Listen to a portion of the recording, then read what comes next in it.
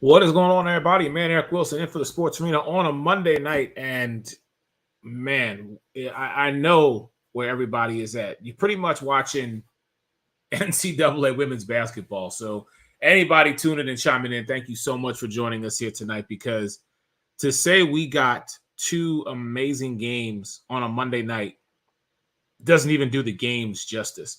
Let me get our guys in here real quick. I got my man Mike Carrots-Nudo, the left coast, the west coast. He's the Sun Devil Jerry, ASU Pitchfork Lunch's own. And our special guest joining us here for the first few minutes of tonight on the Sports Arena. Our man, the playmaker, is in the building. Darnell is in the building. Gentlemen, good evening. And I don't want to waste any time with pleasantries, man. Just talk to me about what we saw tonight so far with the first matchup between LSU and Iowa. I mean, I don't think it was a surprise. I think it's a surprise maybe Iowa pulled away late. Caitlin Clark obviously shooting lights out. Her teammates obviously they play well together. Eric, we've seen it, but man, I gotta say the last I think it was the second foul and the last foul on Angel Reese were not fouls. All right. Well, were they consistent, Mike? Let's ask the question that you and I always say. Were they consistent? Right. No, not really though, because okay. But look, overall, Angel Reese had a 20 rebound night. They knew they could get to Iowa on the offensive boards. They kept as one thing, even before the game, matchup wise, you look at it and you hear, you see the breakdown, but they knew they could get to Iowa on the boards, and they were able to do that. But Iowa was able to weather the storm and go on that big run, late in the third, and then start the fourth quarter. LSU kind of punched back a little bit, but that lead just got too insurmountable, and that was, that's the difference right there. And when I say, yes, I wanted to get a shot at the consistency, Eric. When Angel Reese fouled out, it was under 2 minutes to go, and they were down by 12. So I don't think they were coming back. I'm just saying, yeah, but we know LSU likes to fight. Playmaker, talk to me about what you saw, brother. Outside of Caitlin Clark being absolutely amazing. Yes, outside of her having 41, 7, and 12. Yes. Look, I said this from the start of the season. Okay. When a simple young lady decided to transfer and pick LSU as her destination, I sat here and said, if she brings what she did at Louisville with her, LSU is going back to back. We ain't seen her all season, and it proved it tonight. Haley Van Lith did not bring what she did at Louisville with her to LSU. Plain and simple. Well, she went out pretty early in the first, and the everybody talking on the broadcast was like they just didn't see it. So what was it that was missing then? Let me ask you that question. I don't know what was missing. We're talking about a woman who averaged 20 points last year. Okay. 20. She's not even averaging 10 points for LSU this season. Well, she was the main focus last year, though. And I'm not saying she shouldn't be able to score, Darnell. I'm not saying that because I agree with you. It's not the same player. And I know and again, this time of year, basketball a little bit different than in football. But, I know she was a little banged up. But I think this year, the one thing, and again, I did watch more amount of LSU games this year than I did last year. Not because I don't want to see them last year, just because other games were on. And like Eric knows, there's a Pac-12 game on. Sorry, I'm not watching LSU. But I will say about Haley Van Lith, yes, you have to look to score the ball when you get it. It's the freedom that, Kim Mulkey has on the offense. Yeah, you can pound the post. But to your point, Darnell, perfectly, you got to get those shooters going. And I just don't think she got comfortable all year. And playing next to Angel Reese, you would think, and the other post players that LSU has, you would think that would lead to a lot more scoring opportunities.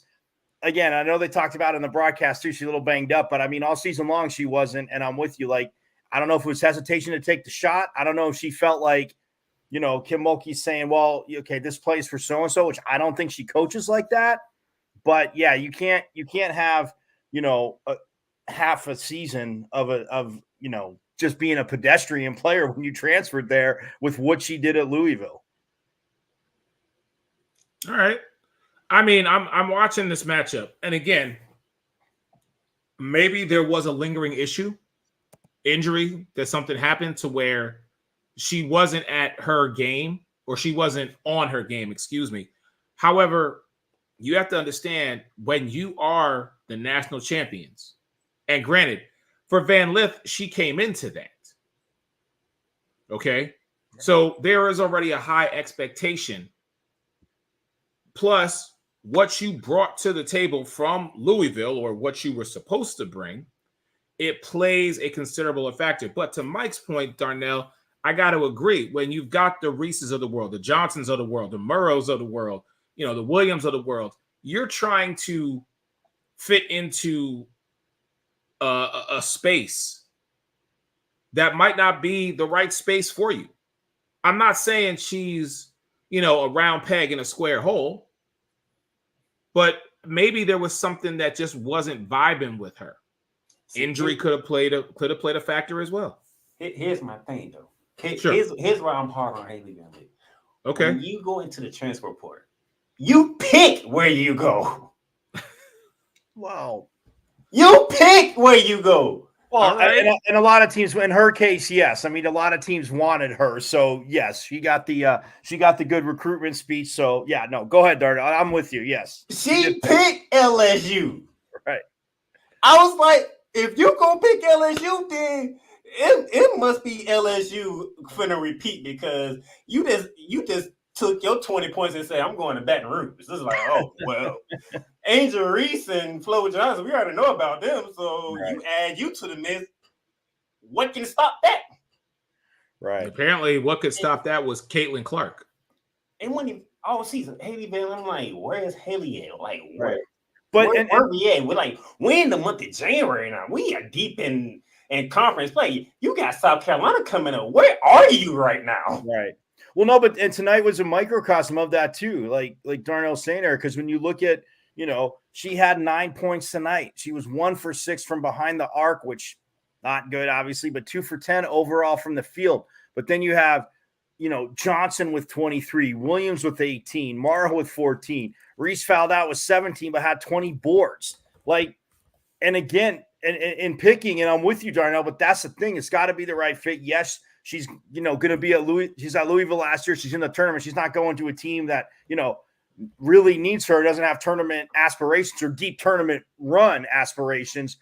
But yeah, I mean, I'm with you because, and I even thought in the beginning of SEC playoffs with you, I was like, all right, man, she doesn't seem like, I mean, she's running. It seems like she obviously understands what they want to do offensively. She's running it, playing off of it, but it just never seemed comfortable with the shot. So it'll be interesting to see because, I mean, Eric, that's the thing too.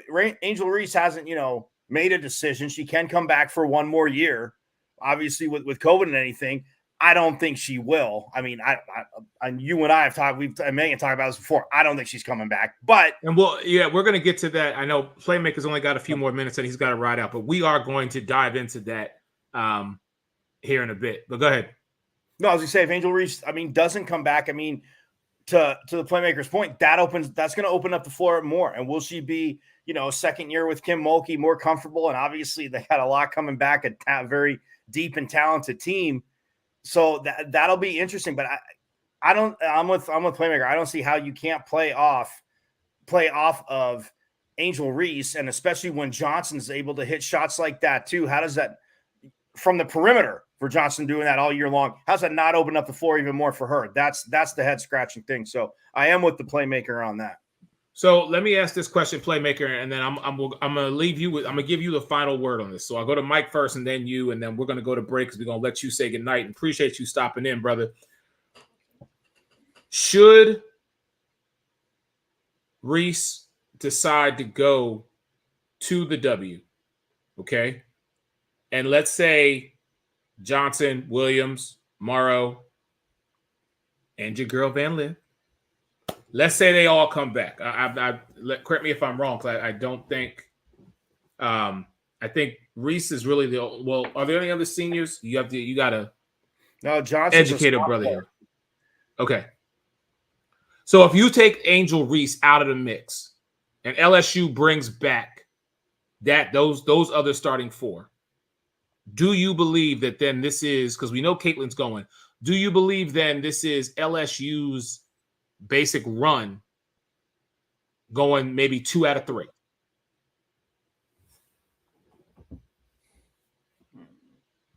So as I'm looking at it now, you Okay. have Angel Reese is a junior, Right. so she can decide. Van Lith is a senior, so she's done. All right. Well, then that just negates my whole question. Never mind then.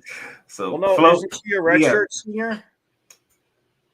she can't be a redshirt senior. She played every game, No. But I meant, and she was a starter too. So right, no. But what I'm saying is, with COVID, that year didn't count. So I know she would be listed as a senior. You're 100%. And Eric, to your question, I have to look that up. Sorry, Playmaker, go ahead. So maybe that COVID year does come into play if you're Haley Van Lit. We'll see. Morrow's a junior, so she can decide to jump to the W she wants to. Right. The only one who can't go will be Johnson because she's a sophomore. Well, and Michaela's a freshman. Okay. We knew that going into the season. Oh yeah, we knew that. Yeah. So I'm saying they have an opportunity to run it back with Caitlin going to the W. And if Reese decides to say, is it LSU's basic, if next year, is that their year to just say, okay, this is our year with that starting 5? I can't say that. Okay. I can't say that because there is one team that's like undefeated, and that team just keeps reloading. Like, all right, Don Staley is like out here doing her Gino Remo for South Carolina. Listen, you will never find anybody with more love for Dawn Staley than me. I'm gonna tell you that right now, especially on this show. And I'd even challenge the Queen of Hoop on this one, but I get it. But it's a question that needs to be asked because there have been moments where a player has left or players have decided to return for one more year and they were able to piece it together. They were able to put it together. And think about it like this, and I'll leave it with this. Right now, NCAA college women's basketball is surpassing the men. Oh, well, that question. Think about it like this. You're only, in my opinion, you are losing possibly three big names to the W. Okay? And I'll just say Paige Beckers, Caitlin Clark, and I'll say Angel Reese is going to go. No, Paige already announced she's coming back. Yeah, Paige announced she's coming back. Right. So you're going to have Paige back. You're going to have Juju back. Well, yeah, it was Juju, yeah. She's a freshman. And Cameron Brink, I mean, she's going to the W. Yeah, she's a senior. Right. Cardoso announced today she's leaving for the W. But we still got stars in the W in the women's but that's what I'm saying. The level of excitement that right now is on the college women's level is only going to grow because of the names that are still there. Caitlin's going to the W. Let me add Mrs. James' name from NC State to that list. Yeah. All right. The way she's showing out in this tournament. Yeah. Oh my goodness. Yeah, all right, fair enough. My brother Playmaker, thank you for stopping in, man. Much love to you. We definitely gonna holler at you. I will talk to you soon, ladies and gentlemen. Yes, sir. Make sure you catch him this season on Ramley Talk, Ramley Football Talk, all things Los Angeles Rams. Hey, when we come back, Mike and I are going to dive more into not only the world of college women's basketball, but also talk a little bit about the W because, that's what we love to do. Appreciate all the time. We'll be back in just a moment.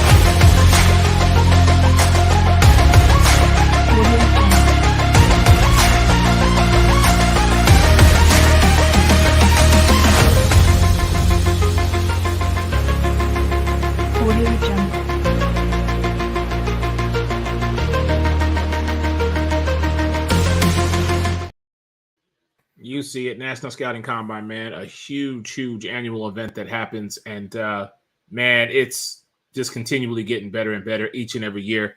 Mike can attest to it as well, as having been to 2 of them now. He's able to see I know. firsthand. Finally, I know. I get your little. No. It was not a dig, my brother. It was not a dig. I'm just thankful that you're there. So really quick, we are in the second quarter of the second matchup of the night. It is Connecticut versus USC, and Connecticut's up by 3 right now.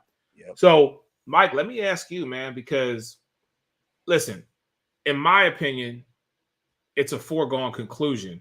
UConn for the men are going to be in the national championship game. It just depends on who's going to be there to give them a potential, I use the quote air quotes, potential run for their money. But right. When you look at the women's matchup, and I really wish the Queen of Hoop was here on this one because, she was talking all big about Texas. Yeah. And we still going to see about them. I mean, so it's like. They got bounced by NC State. So. Yeah. So I'm like, all right, Megan. The one thing Megan's saying, right now is that I know what she would say to me. Well, NC State got Stanford before they got Texas. So Texas went one round further. My national champ went home, as you know. But no, I mean, look, she's hurting from Texas, but they didn't lose to it. It's not like they lost to a bad team. I think a lot of people were anticipating that Stanford-Texas matchup just because, Stanford didn't shoot great that game. And yes, some of it caused by NC State, as you know, like from watching the game. But man, they did miss some uncharacteristic, a few more open jumpers like each quarter than I've normally seen them miss. And I mean, Brink fouled out late again, but Tara Vonnevar needed to keep her in there just because, I mean, you're looking at, playing defense and they were going back and forth. But yeah, I mean, look, it's been a hell of a performance by NC State. I'm not going to take anything away from them. I just, again, I feel that it's one game, it's not 3-game series or a 7-game series. Listen, it's one game. And we both know this. You only got to win when you get to the tournament. You just got to get in the dance, and then you got to win 6 games. That's it. Yeah. 6. If you can string together 6 wins, you the national champion. Yeah. It's a one and done. But so, all right. So we know you and shout out to the Playmaker for joining us here tonight on the Sports Arena.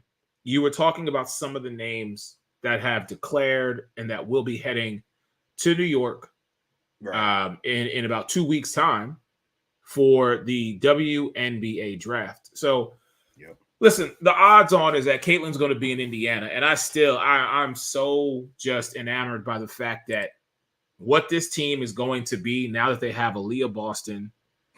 I believe Queen Egbo is still on there, and now you're throwing in a Caitlin Clark, and I'm like, goodness gracious. Right. Like, the W has truly set themselves up for success as long as, and I'll say this straight to the camera, as long as the coach utilizes the team properly, they are going to be a force. And maybe not that first, maybe not this first year, but they're going to make some noise. We know that to be the case. But now the rest of these young women who are going to be making themselves declaring for the draft, Mike, is there one that we should be keeping an eye on or paying attention to as we get closer to the draft, which is in 14 days? Right, it's just crazy how I mean, obviously we get the calendar, E, and we've always said this, but like, the NBA and their draft is pretty quick too.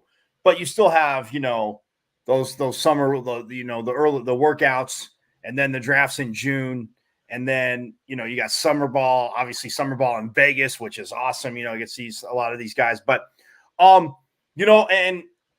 yeah, looking at it when we're talking, looking at the rundown, I was like, man, it's Angel Reese in the COVID year, like I said. I mean, yeah, obviously we think Caitlin Clark's going, and look, if she decides not to go, I mean, to me, it is crazy. NIL aside, but man, Ice Cube offered her $5 million, man. the big 3, $5 million for what? 10 games, basically 12 games. Like, man, look, Diana Taurasi that year, a while back, played that 1 year in Turkey for $1 million. Didn't play, and yeah, I mean, Mercury fans weren't thrilled, but again, like we always say, who are you to stop somebody from getting their bag? You can be a diehard fan all you want. Like, she got $1 million for the year to go play there. Didn't play the WNBA season. Right. Didn't want to leave the Mercury. It wasn't for any like contractual dispute. It was, I'm going to get my bag because she tore it up there. But yeah, and I saw a thing and I was looking at names and I jotted it down on my phone, but then I crossed it off because they showed that point guard from Virginia Tech, she didn't declare for the WNBA. She put her name in the transfer portal. So, I know you have to declare by, I think they said tomorrow, which to me makes no sense because the Final Four obviously is until next weekend. Like, the WNBA needs to adjust their calendar on that. That's a different conversation. But for another time. Yeah, definitely. Yeah, I'm looking, like I said, I'm with you. Obviously, I think, and I know they have her going number 2. So people say, oh, it's not like a real stretch, but like what Cameron Brink's going to have to switch up and do in the WNBA? Because look, at 6'4", obviously she's playing in the post. And again, not that she's, 6'7", 6'8" post, but like we said before, in the WNBA, yeah, she can go down and post up smaller guards. She's definitely got the moves. Like, that's the thing. You play her on the wing. I'm just interested to see, like you're saying, coaching with, Indiana, like are, using your players right, like getting that rotation, building that chemistry. But I'm interested to see like how Cameron Brink is used, because that's one of those players where when I see, yeah, the offense we know is there, but her defensively, and again, I got some messages on Twitter. I forgot to send them to you. I was laughing because somebody was watching. They're saying, of course, you would be the only person that talks about Caitlin Clark can't play defense. I said, I didn't say, again, they didn't hear me, Eric. I just said, you're going to be playing both ends of the court a little more, as you and I know from watching the W. Exactly. But there's going to be teams that aren't going to, if you've watched her play, like you said, and millions of people have, millions of people this whole season, but if you didn't watch the regular season, they watched the tournament. We all know that. Of course they did. That's what people do. Right. But here's the thing. They give their opinion based on the limited amount of time that they have watched. Right. And that's the thing that always gets me. Like when we talk NFL, granted, there is a large chunk of our audience that week in and week out, they follow the game, they know the players, they will watch with us. But then you have that group that maybe watched one game or caught one highlight, and all of a sudden they feel like they have this wealth of knowledge. Right. And I'm like, right, what do you? So I completely agree with you. And it's even more so like you're a lot. I'll say this, Mike, you are a lot more of a stand-up gentleman when it comes to talking to people with regards to women's basketball. Because I'll tell you what, I may have been a novice. I may have been a guy that did not pay attention 5 years ago. But ever since 2020, I'm going to tell you right now, maybe I might only be 4 years in, but damn it, I'm 4 years vested in the WNBA. So there is very little that I get schooled on when it comes to the entire league. Right. Well, but these people, if you have a team whether if you had a team up in Orlando or obviously they're in Tampa, I think you would have obviously jumped in a lot earlier. And being in Phoenix, look, it was okay. Cheryl, I got to interview Cheryl Miller when I was interning. I'm like, right, Pac-10 all day. She's the head coach. She made me feel like, she done interviews and I was like so nervous I kept screwing up. And she's like, she just put her, I don't know if I ever told you, she put her hand on my shoulder, Eric. She's like, Mike, we're just talking basketball, right? You know a little basketball. I bet you if I told you, hey, take 2 dribbles this way, go shoot a 3. She's like, you can do that, right? And I was like, yeah. So we're but Cheryl, I'm like, yeah, but you're a Pac-10 icon. Like, if you would have had this, like, I know people are always going to start talking about Hall of Fame and this and that, great players. But I go, man, if the W was around then, ain't nobody be talking about anybody else but you. They wouldn't even be talking about Reggie. And she started cracking up. Side note there, I'm sorry. But no, but that's the thing. Like, if you had a team there, being in Phoenix, like, okay, the Suns are here. We get the Mercury. Like, people are, in that first season going out and people are watching. And it's like, oh, and you're right. And not that you didn't think they could play, because believe me, I know you didn't. But a lot of people were like, oh, women's basketball, like, it's not that bad. Yeah, you might not see the dunking. But I always said, and it wasn't in a condescending way to the women's game. Like, you should take your younger children and watch them warm up, because fundamentally again, and not that the guys aren't. People say, "Oh, you're saying guys aren't." No, because to get to high levels, you have to be pretty fundamentally sound. There are things that can be coached into you, adjusted, but fundamental wise, because it's not above the rim, man, there's a lot of them that can flat out ball and dribble circles around some guys, obviously in the NBA. But like, I think when you have a team in your area, of course, then the Mercury bring, championships, and then, they have a bad year, really bad year. Then they get Brittany Griner, and then we get another championship with Taurasi and Griner, and should have maybe had one against Chicago, but we didn't. But Kalia Copper came to make it right, so that's good. I was going to say, but you finna get one this season. Yeah, there you go.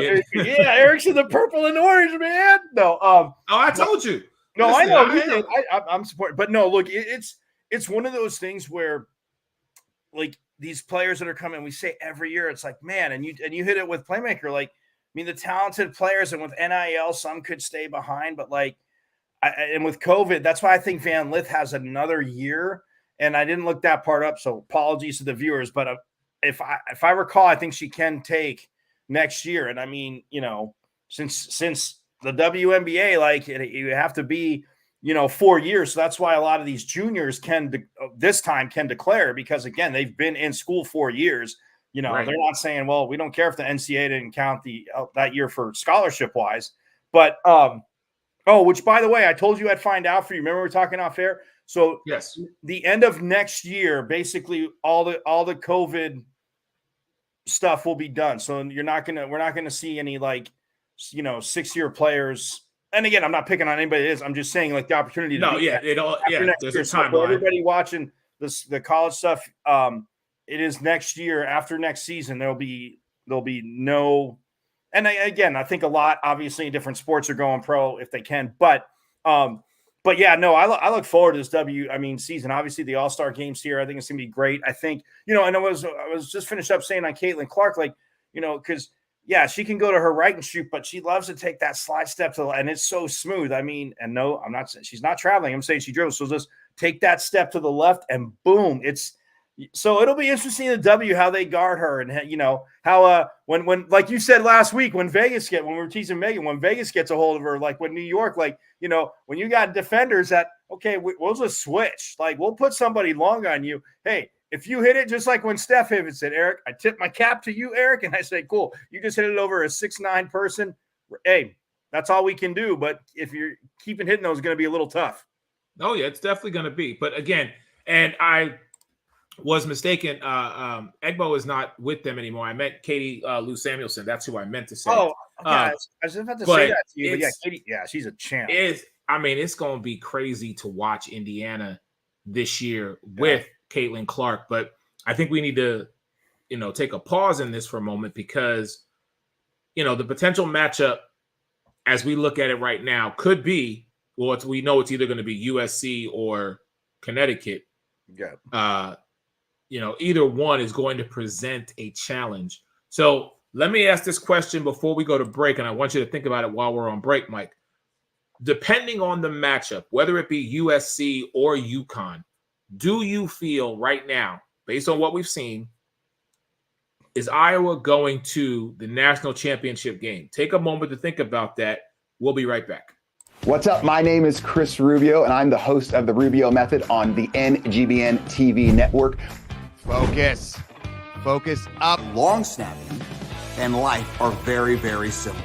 We have a great show that's going to educate you, inspire you, and most importantly, entertain you. I say most importantly because that's what I really want to do. And we're just kind of going on this journey together. And I'm going to make sure as we go on this journey together, you're going to have a good time while doing it. So check out the Rubio Method on NGBN TV. What's up, everyone? This is Chris Fontana, founder of Go Primal Lifestyle and Fitness Apparel and host of the Primal Mindset Show on NGBN TV.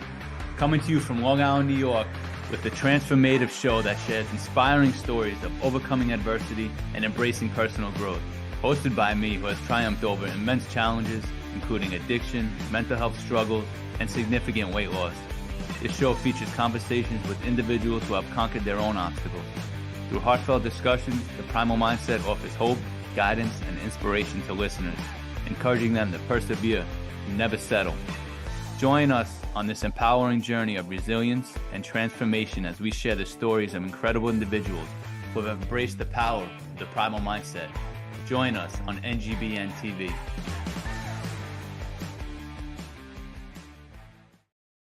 And welcome back into the Sports Arena. Your man, Eric Wilson, alongside my man, Pitchfork Lunch's own ASU. He's a Sun Devil, Jerry. Mike Carrot's-Noodle. All right, Mike, so you've had time to think about it. Give me your thoughts on, the potential matchup that will be happening this Friday. Yeah, I mean, is Iowa going to meet South Carolina, I guess? I mean, NC State fans don't want to hear that, but look, I mean, it's obviously South Carolina stuff, but man, and I think obviously both USC and UConn present their problems. I mean, USC can, like we're talking about, I mean, the height they have down low on the block. And then you have obviously like somebody like, a Juju Watkins. And I mean, they both present problems for Iowa. I think USC, though, in a way presents a little bit more because like I said, what I've been able to see them do all year, like down in the post. I mean, if they're a team that you focus so much on their guards, and I mean, it's one of those things where if you do, I mean, Juju has shown she can tear you up, and dish the ball. I mean, Paige Bucher is the same way where it's like, oh, Paige is back. And you love her game. Obviously, not going to love seeing her healthy. And we should get it from the outside. But the support she has, I mean, look, Caitlin Clark has it in Iowa too. I think that it would be one of those games because, I mean, look, UConn is undersized down low. And I mean, it's been like that all year. But outside on the wings, like I said, I mean, they're obviously to this point, Eric, name, that old game, name 3 or 4 teams that have better guard play collectively as UConn. Now, yes, do they have to have that because they're a wee bit undersized? Sure. But we know Gino coached that team. But I mean, look, I was on a magical run. I just think if USC gets there, I said we'd have 2 Pac-12 teams in the Final Four. Eric, I got to have one, man. I got to have one in the last year. Mike, I got you. I'm looking at this right now and saying, okay, so look at it for what it is. We got South Carolina, we got NC State, Iowa. I know you need one. Don't mean you're going to get one. Well, it's tied at 33 at half. How funny is that? Both the games tied at half. Yes. Yeah. But I think that just goes to the level of play that these young women, these athletes are putting out. And, for those who have been following the show for years, I said this back when it was myself, Mike, and our man, Jake. Listen, women are athletes. And if y'all are just now jumping on this bandwagon, y'all are at the back of the line. I'm telling y'all right now. Right. I admit I still got a ways to go to catch up to those who have pioneered and done what they have done. But I'm a lot further ahead than some of y'all. And I'm just saying, because it seems like everybody nowadays is just speaking it out into the universe. Oh, these women are doing some great things. And look what the NCAA college women's basketball is doing. And okay, and my question to them is, where were y'all? I'll take since my inception. Where were y'all during COVID 4 years ago? Where were y'all when they were at IMG Academy in Bradenton, Florida? And y'all just, oh, it's women's basketball. And that's all you ever said about it. Now, all of a sudden, ticket sales are going through the roof to see Caitlin Clark play and LSU at the national championship. And every week we get a different video short from Kim Mulkey talking about her team. And I'm just like, where were y'all for? Wait a minute. Now, all of a sudden, y'all want to jump on this because it's hot? Okay, all right. As our man Ray Lynn would say, yo, keep that same energy. Please keep that same energy. Right. Because the conversations that we have been having, Mike, myself, and others who are a part of the sports arena, we've been having them conversations for the past few years. So I don't want to hear all this talk about, oh, yeah, we're really – okay. I got to get that out there because it's one of those things for me that I'm just like, oh, now all of a sudden y'all want to catch up? Because I know people were saying that about me when I first came on the scene, like, wait, who is this? I'm like, you know what? Hey, I know my role. I know my place. But we'll take them on the train. But if they jump off it, that's on them. They ain't getting back on. They can No, ain't no refunds. We got your money, as Dave Chappelle loves to say. We got your money. Ain't no refunds. I'm just keeping it real. All right, let's take a real quick break. When we come back, I do want to transition to the NBA, and then, man, Mike, I really wish I could talk to Mama Cara Tenuto because. We got to talk Jets because I got a message for everybody from Mama Cara Tenuto. Okay, good. All right, 10 seconds, Mike, and I'll be right back.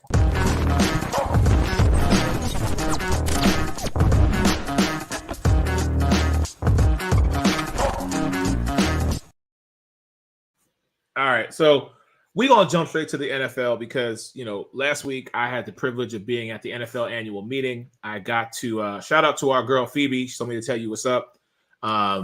She is doing some amazing things. And, Mike, I didn't know she was an Olympian. Yeah. How did I miss that one?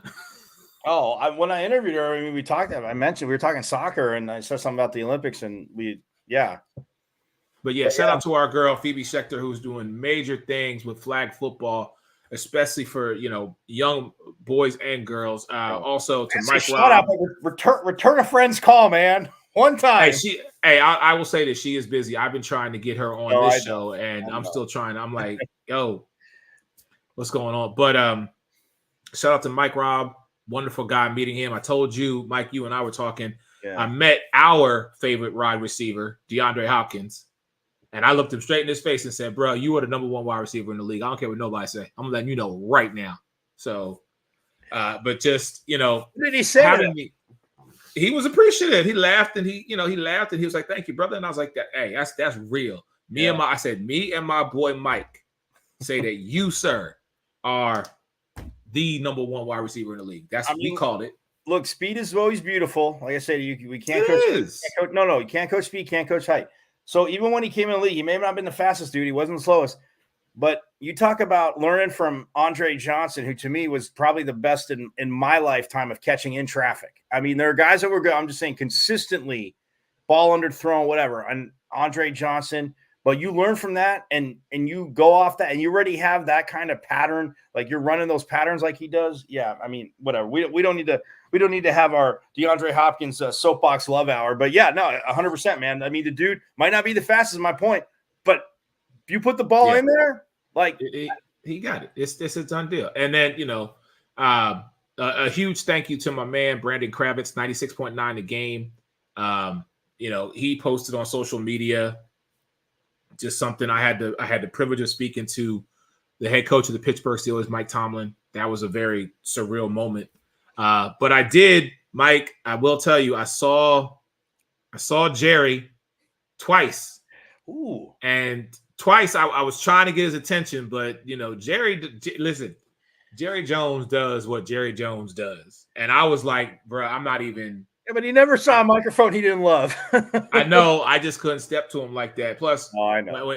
When you got the VP of the NFL standing next to you, it's like, oh, okay, I got to know my place. But I say all that to say, Mike, man, did Mama Cara Tenuto call the owners of the Jets and the general manager and be like, I'm tired of my son's friend of 18 years always picking on him and the Cowboys. So can we stick it to him one time? Because when I saw Hassan Reddick going to the Jets for a conditional 2026, like 5th or 6th round pick or 3rd round pick that could be maybe a second, I was like, what? Like I just saw Howie. And no, real talk. I walked up to Howie Roseman and I said, Mr. Roseman, Eric Wilson, I'm a huge fan of the Eagles. I first off want to say thank you for being our general manager, number one. And I said to him, number two, if you ever teach a master class on how to work free agency, bro, sign me up. And we had a quick chuckle, and then I was but I was like, and then he went and did this, and I was like, Howie. Yeah, but I mean, Hassan asked for the trade. I mean, look, they started talking money, and Hassan just saw what homeboy in Baltimore got. Then you see Aaron Donald's retiring, and it's like, okay, but like, then you see what Chris Jones got, and like again, Chris Jones is a plug in the middle, so different than Hassan Reddick, right. But yeah, no, Mama Cara Tenuto said, everybody always starts sentences with, well, apologies to Mama Cara Tenuto and her Jets. And she's like, I go, yeah, they stole a Cowboy. I go, and then I said, and yeah, they just traded for an Eagle, but the Cowboy will help him, be even a better player. I go, you stole from the Cowboys, this and that. I go, man, you guys might not fully suck this year, because I got to razz her a little bit. She's like, well, you tell everybody that when they win, I'm going to come on and say sorry to them for beating all of them.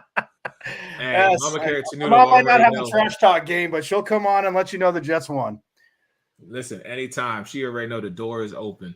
We That's are waiting for a Mama Carrot Tenuto appearance. But man, but Hassan Reddick, I'll say, look, the last 4 years, I mean, even in Arizona, look, when they drafted him, maybe were they playing him out of position? They thought they could stand. I mean, look, I will give Steve Keim credit. Look, the guy did draft talent and knew how to with talent, no matter where he's getting. Yeah, I mean, just like every team, Eric, we know not every draft pick works out. Like first round to 7th round, whatever. You might get a guy in the 30 thought was a steal. Okay, it's not. But Hassan Reddick, I mean, comes out here from Temple. You saw what this kid did in college, and you're like, all right, man, this guy's got twitch. Like you can see it. Now he's put on a little bit of size. And here in Arizona, like his first year, he started 3 games, played all 16. He started 3, had 2.5 sacks. All right. His next year, all right, you figure he played on 16 games, but he started 12, got 4 sacks. The next year, he only started 5 games. Because he was banged up in 2019. I know he missed a little time. All right, only has 1 sack. But then you go to 2020, Eric, like you said, back in 2020, 12.5 sacks with Arizona. And then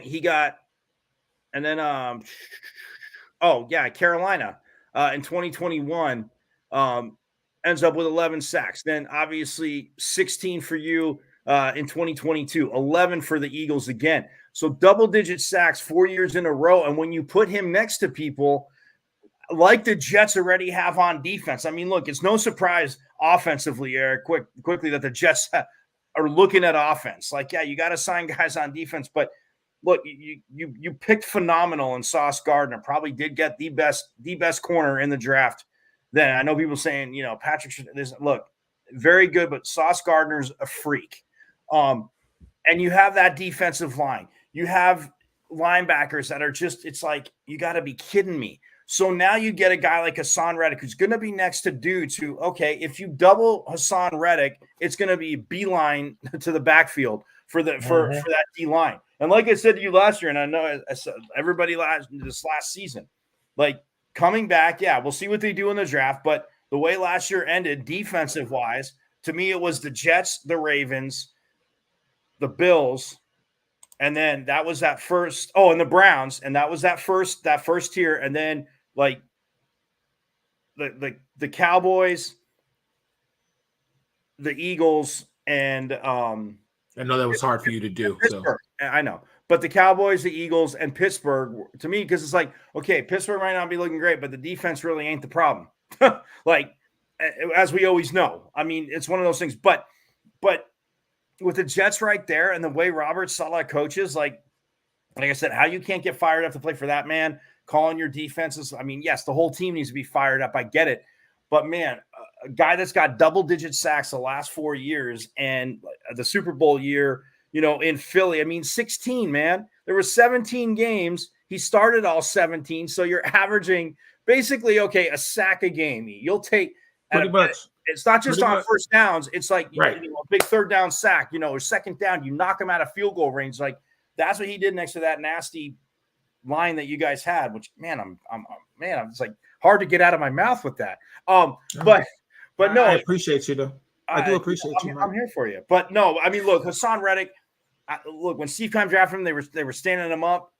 He got better at it, but man, he's a hand in the dirt dude. Like it's just you see it, and it's like okay, and yeah, he sees a running back slide out. I mean, you saw it, you watch your team. There are times like they want to take advantage of that over aggressiveness, which Eagles got picked on. But then you see Hassan Reddick plant, and he's flying out to catch a freaking running back. I'm like, dude, you got to be kidding me. So yeah, look, Defensively, the Jets are gonna frustrate the hell out of people. I mean, I know that much. And Aaron Rodgers stays healthy in this revamped offensive line. The crazy thing, though, is just because they're in the AFC East now. Again, Miami, as much as we like to, Raz John, isn't going to be bad. Buffalo, they got the quarterback. They can figure it out. New England, who knows? But I'm just saying, like those three right there, with that Jets defense, they're going to look at everybody and say, "Cool, if you get to 20 points, maybe you beat us."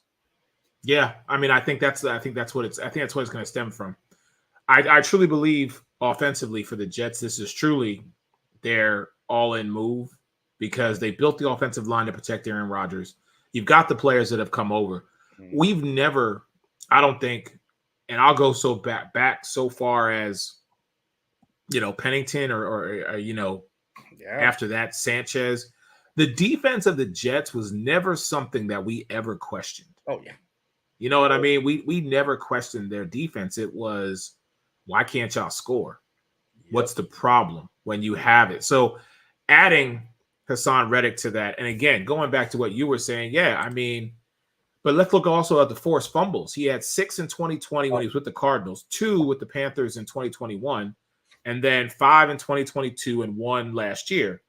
But it's you're adding that piece of the puzzle to a team that it truly is. I go back to what I was saying earlier about the whole plug and play. It's like, all right, how is he going to be able? Is he going to be able to still be the Hassan Reddick? Because that is, part of the reason why they brought him in. And again, I understand his business. All kidding aside, right? I want the brother to get paid. I want him to do what he does. I am happy that we did re-sign Reed Blankenship because I thought for the month of December he was probably one of the 3 guys, Reddick being the other one, Cox being the other, so 4. I'll throw BG in there when he did play Brandon Graham, that actually, did what they were supposed to do on the field. Now, listen, I get big play Slay, but he had his injuries and it was hard to find him. But, when your last game is what people are remembering you for, I'm telling you right now, Philadelphia, we got a long road to hoe this season. And, we start in Brazil. And I'm all for the international games. I'm surprised you didn't ask Howie for, a spot on the team playing to that. Like you had him laughing, you had him going. I mean, hey, I got my passport. Mike, I wasn't trying to next season, next meeting. Fair enough. When I actually have put in a little more work and kind of got to him a little better, then I could be like, hey, Howie, And like we talked about, I'll be with you and I'll ask, I'll. Oh yeah, you asked Jerry about the yacht. At the yacht, you asked Jerry. Listen, I'm telling you right now. Let me be very clear about this, Mike. I am not wearing anything Dallas Cowboys on the yacht. I will wear the colors. Okay, yeah, because I look good in blue and gray. Oh yeah. Okay, yeah. I just don't wear it. All right. I can live with that. Jerry, if Jerry agrees to allow the Sports Arena to come on his yacht to do a show, I'm down with that. Okay. Right. I'm right. Yeah, it's going to be, look, the Jets are going to be interesting. I mean, I think everybody's on the Bills. And you look at what, I just want to say, like what the Jets. I'm losing faith in the Bills, Mike. I ain't going to lie to you. We'll talk more about them come August, but. Right.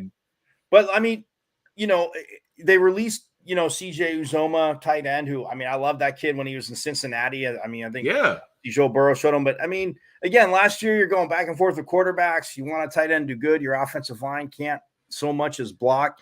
But, just kind of an under-the-radar signing, because I think he was in Atlanta for a little bit.